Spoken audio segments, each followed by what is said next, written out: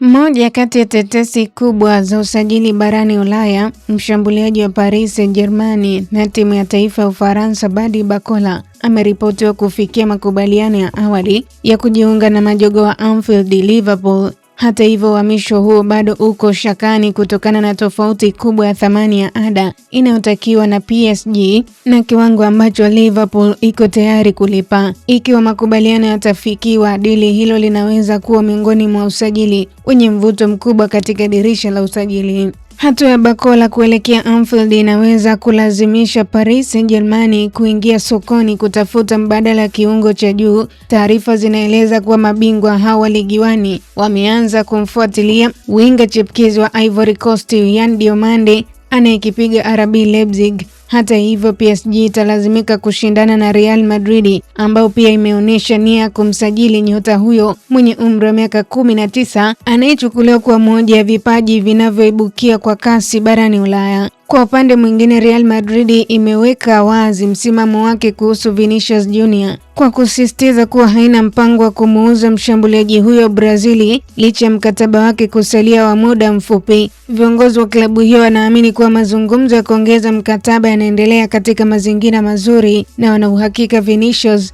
ataendelea kuwa sehemu muhimu ya mradi wa muda mrefu wa miamba hiyo ya La Liga. Huko nchini England, Newcastle United imezima uvumi unaohusiana na mazungumzo ya kumuuza nahodha wake Bruno Guimaraes kwenda Arsenal the Gunners. Vyanzo vya karibu vya klabu hiyo vimesisitiza kuwa hakuna mazungumzo rasmi yanayoendelea kati ya pande hizo mbili, huku Newcastle ikionyesha dhamira ya kumbakisha kiungo huyo wa Brazili ambaye anaonekana kuwa gumzo muhimu katika kikosi cha Eddie Howe kuelekea msimu mpya.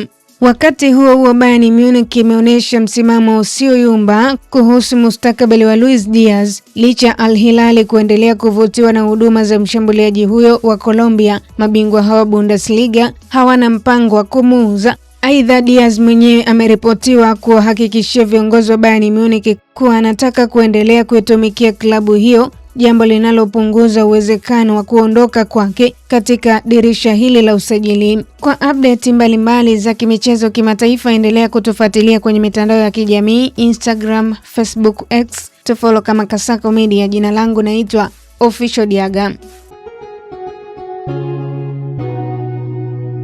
Kasako Media, tunaangazia maisha, tunaandika kesho.